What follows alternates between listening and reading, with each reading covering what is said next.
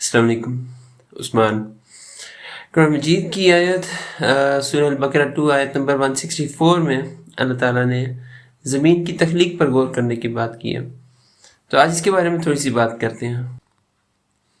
दी Harvard gazette में है कि ज़मीन गोया खुद एक ज़िंदा तारीख़ की किताब है जो अपने पत्थरों की तहों में अपनी कहानी को महफूज करती जा रही है और ये कहानी अरबों सालों पर मुहित है। यानी इसकी पत्थरों की हर तह एक सफ़ा है जिस पर हम ज़मीन की कहानी पढ़ सकते हैं। वो कहते हैं कि इसकी मिसाल ऐसे ही है जैसे ग्रैंड कैनियन में सबसे निचले पत्थर 800 मिलियन साल पुरानी कहानी सुनाते हैं, जब ज़मीन पर खुश्की पर तो ऑक्सीजन थी लेकिन समुद्र में कम थी। फिर उससे ऊपर आए तो वो हमें पत्थर जो थे हैं उनकी वो 500 मिलियन साल पुरानी कहानी सुनाते हैं, जब खुश्की पर ज़िंदगी आबाद होना शुरू हुई होगी। गोया ज़मीन की तहें हमें ऐसी कहानियाँ सुनाती हैं, साइंसदान जब इनका मुताला करते हैं हमें वो कहानियाँ मिलती हैं जो ज़मीन की तारीख़ का एक हिस्सा है और अरबों सालों पर मुहित है। ये बात इस हकीकत को ज़ाहिर करती है कि ज़मीन खुद एक गवाह है। इसके पहाड़, वादियाँ और पत्थरों की तहें सब अल्लाह ताला की तख्लीक और कुदरत की निशानियों को अपने अंदर समेटे हुए हैं। जब साइंसदान इन पत्थरों का मुताला करते हैं तो बेखबरी में ही, लेकिन वो अल्लाह ताला की निशानियों को देख रहे होते हैं जो उसने अपनी तख्लीक में रखी हुई हैं। दी हार्वर्ड गज़ट में ये है कि ज़मीन जब 4.5 साल पहले बनी होगी तब भी ये कायनात की ऐसी तरकीब थी जो मुकम्मल अज्जा के साथ मुकम्मल तौर पर बन गई। यानी ज़मीन, हवा, पानी और ज़िंदगी के दूसरे बुनियादी अज्जा वो तमाम ही इसमें सही मुकाम और सही वक्त पर इकट्ठे हो गए, जबकि दूसरे सियारे जैसे कि मरीख है वो इन बुनियादी तरकीब से, बुनियादी अज्जा से महरूम रह गए। ज़मीन को सब कुछ अता कर दिया गया। सूरज से बुनियादी दुरुस्त फासला, गैसों का सही मवाद और अज्जा, ये सब कुछ इस नीली दुनिया को तख्लीक करने में मददगार साबित हुए, जिसे हम आज अपना घर कहते हैं। मुख्तसर ये कि ज़मीन महज खुशकिस्मत नहीं थी, बल्कि इसे इब्तिदा ही से एक ज़िंदा सियारा बनाने के लिए तमाम सही अज्जा के साथ तख्लीक किया गया। ज़मीन की तख्लीक पर गौर व फिक्र करें तो बहुत ही इंटरेस्टिंग चीज़ें सामने आती हैं। जैसे कि मैं उस दिन पढ़ रहा था कि अंटार्कटिका, जिसे हम बहुत ठंडा कंसीडर करते हैं, वो एक सहरा की तरह माना जाता है, एक सहरा शुमार किया जाता है। वो इसलिए कि सहरा की तारीफ़ ये है कि ऐसा इलाका जहाँ पर बारिश कम हो और दर्जा हरारत एक्सट्रीम पर हो, इंतहाई हो। गोया कि ज़्यादातर केसेस में वो गर्म होता है दर्जा हरारत, लेकिन इस केस में ठंडा है। एक ऐसी जगह जो बर्फ़ से ढकी हो, पानी की फरावानी की इलामत हो, लेकिन ऐसी कि जहाँ बारिश नायाब हो और जिसे सहरा माना जा रहा हो। ये इस चीज़ को शो कर रहा है कि खालिक की तख्लीक किस कदर वसी और हैरत अंगेज़ है। ज़मीन की तख्लीक पर गौर व फिक्र कर रहे हैं तो कुछ और चीज़ें देखते हैं, जैसे कि चमक, जो बादलों की चमक है।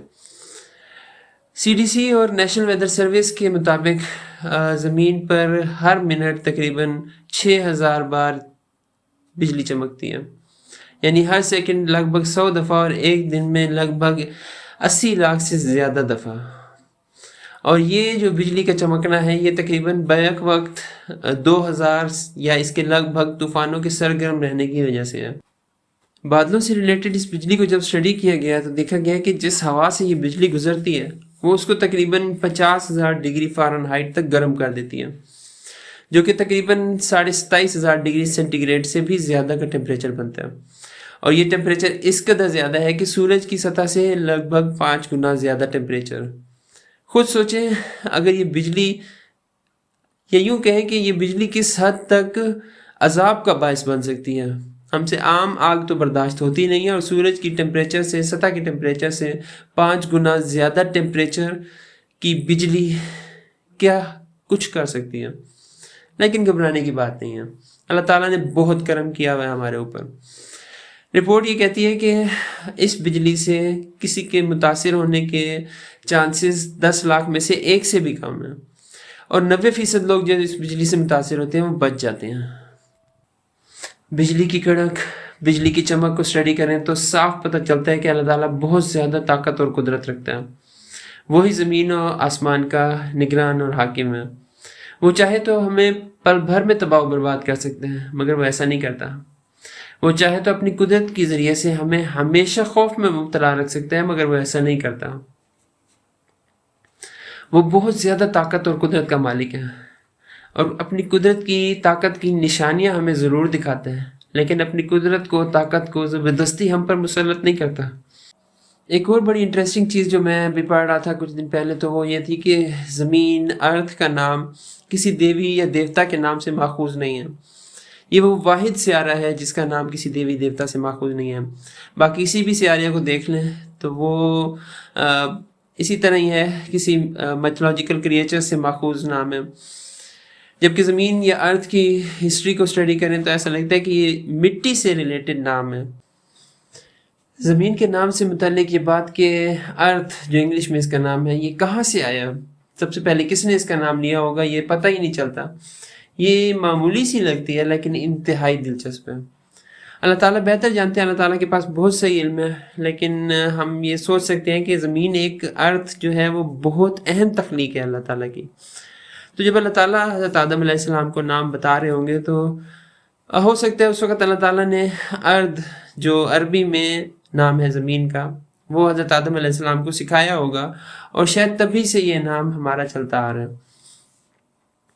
कितनी इंटरेस्टिंग बात है, एक इंतहाई खूबसूरत ज़मीन पर हम लोग रह रहे हैं जो नाम के हिसाब से मुनफरिद है, जो ज़िंदगी के लिए मुकम्मल तौर पर तैयार की गई है और जिसमें निशानियां हैं हर गौर व फिक्र करने वाले के लिए।